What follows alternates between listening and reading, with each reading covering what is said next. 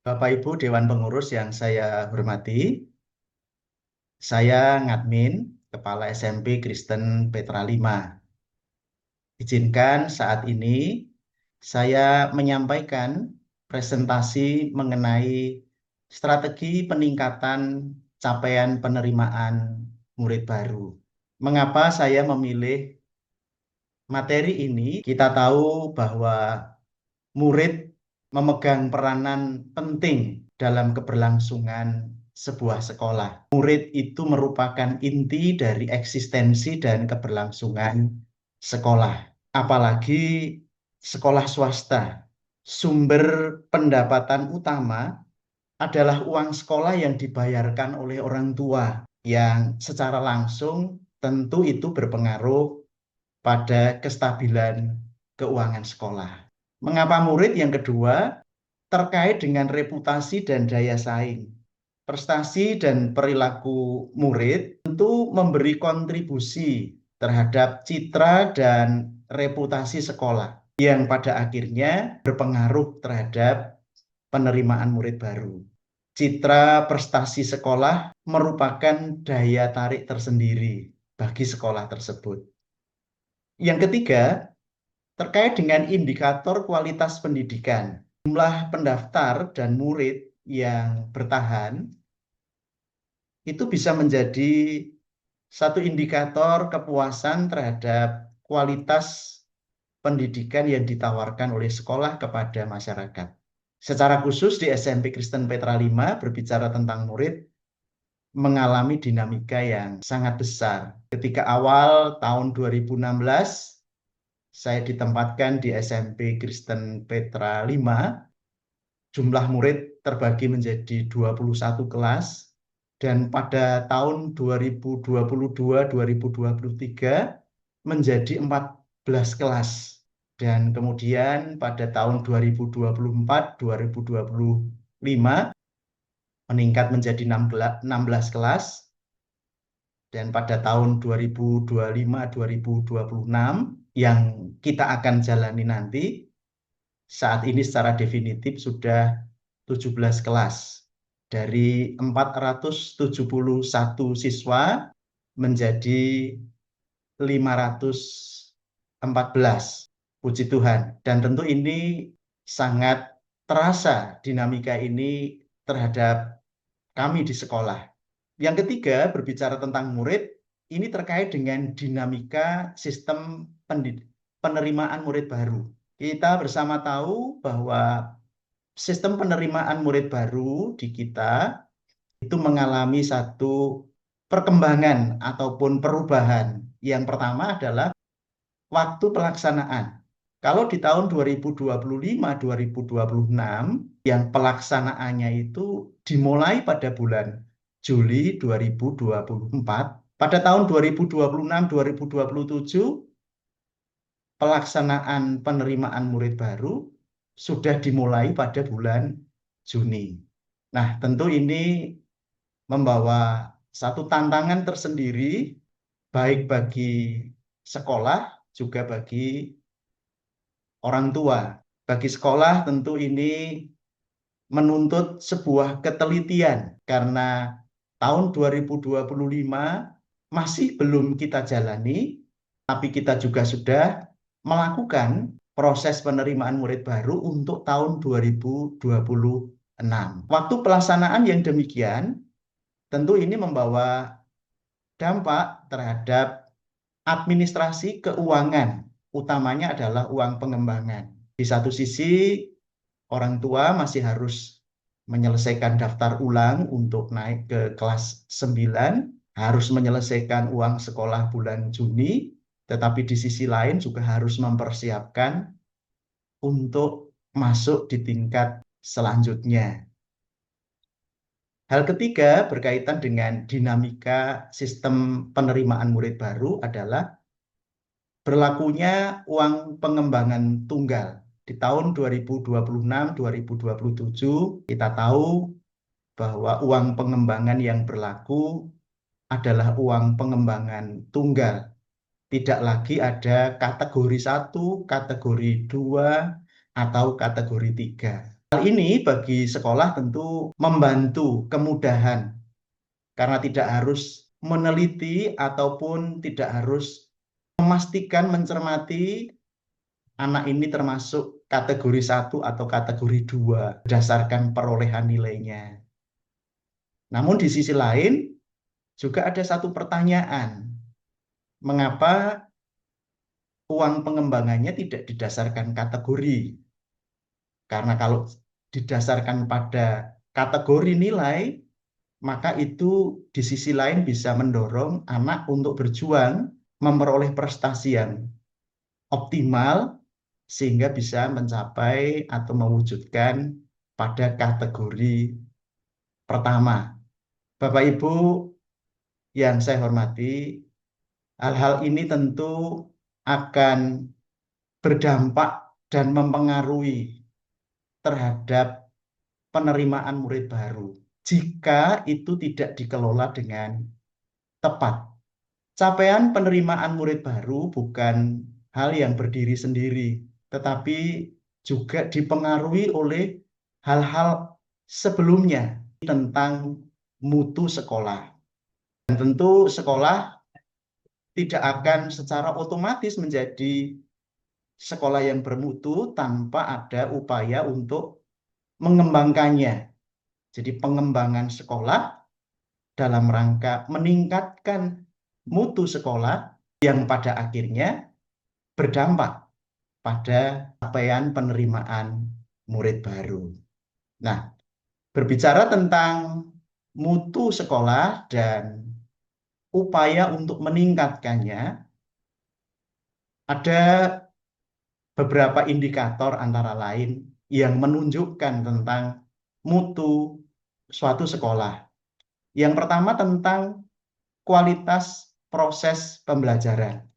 Kualitas proses pembelajaran terkait dengan kemampuan guru, kemampuan secara keilmuan, juga kemampuan memilih menggunakan metode pembelajaran yang tepat, yang bisa menyenangkan, yang bisa membelajarkan anak-anak.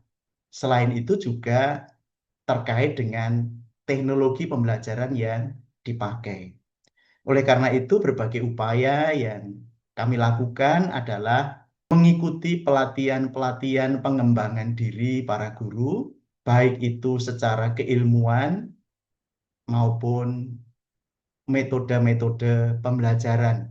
Yang kedua, mengenai kualitas manajemen sekolah.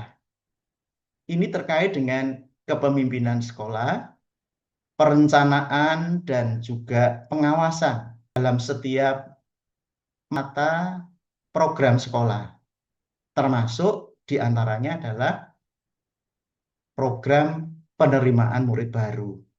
Yang ketiga tentang ketersediaan sumber daya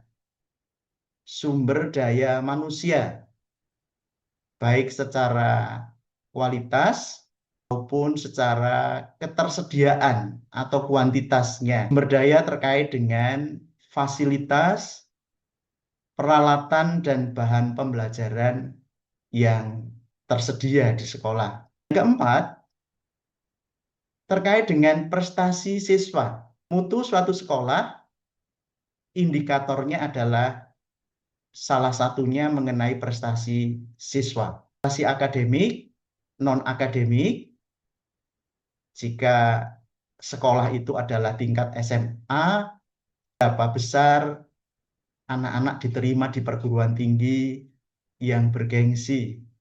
Itu juga menjadi indikator prestasi siswa, mutu sekolah. Dan yang terakhir, terkait dengan kepuasan siswa dan orang tua terhadap layanan sekolah.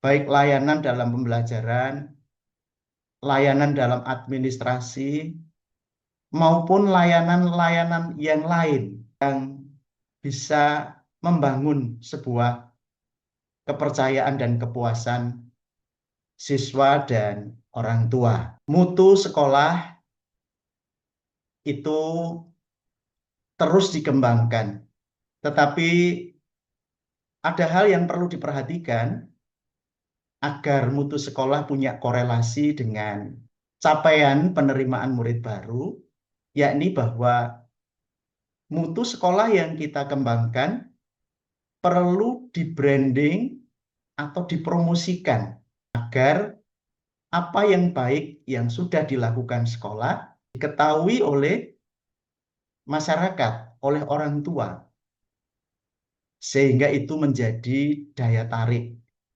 bagi masyarakat.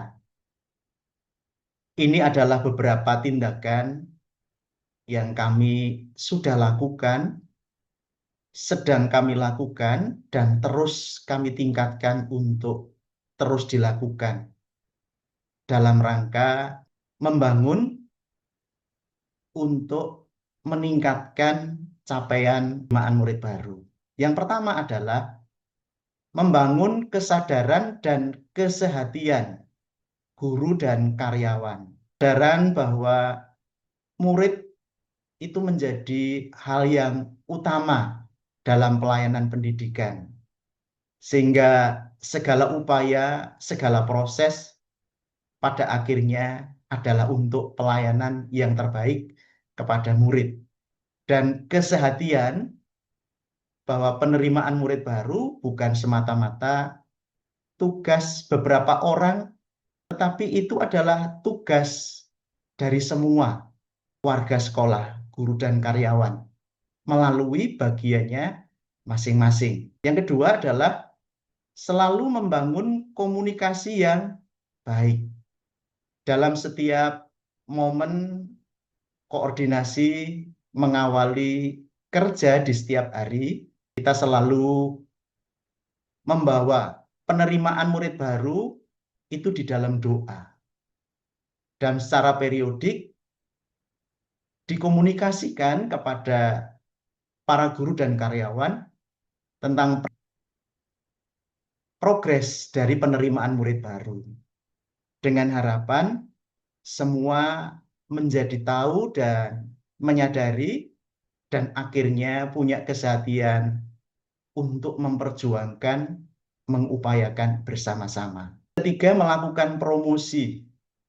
Promosi melalui berbagai cara, melalui media sosial sekolah, melalui kunjungan ke sekolah, ataupun mengundang sekolah-sekolah tingkat di bawahnya, di SD, untuk diperkenalkan terhadap kegiatan-kegiatan yang ada di SMP, dengan harapan mereka mengenal dan tertarik. Dan yang tidak kalah pentingnya, segala upaya yang dilakukan dengan tetap mengandalkan kekuatan Tuhan. Karena kami meyakini apapun yang kita lakukan, kita mesti serahkan dan bergantung kepada Tuhan. Usulan yang kiranya boleh kami sampaikan dalam presentasi ini adalah terkait dengan prosentase besarnya angsuran uang pengembangan. Jika saat ini berlaku uang muka DP itu 20%, lalu kemudian cicilan pertama 15% dan 15% selebihnya dibagi rata sampai awal bulan Juli, maka diusulkan agar angsuran uang pengembangan dibuat rata dalam setiap cicilannya, dengan tujuan sedikit meringankan orang tua, dengan harapan ini menjadi daya tarik tersendiri. Yang kedua, terkait dengan uang pengembangan tunggal, kiranya perlu dimasukkan di dalam angket penerimaan murid baru mengenai survei terhadap uang pengembangan tunggal. Tentu semuanya itu demi memperbaiki dan juga demi meningkatkan upaya pencapaian penerimaan murid baru. Tuhan memberkati.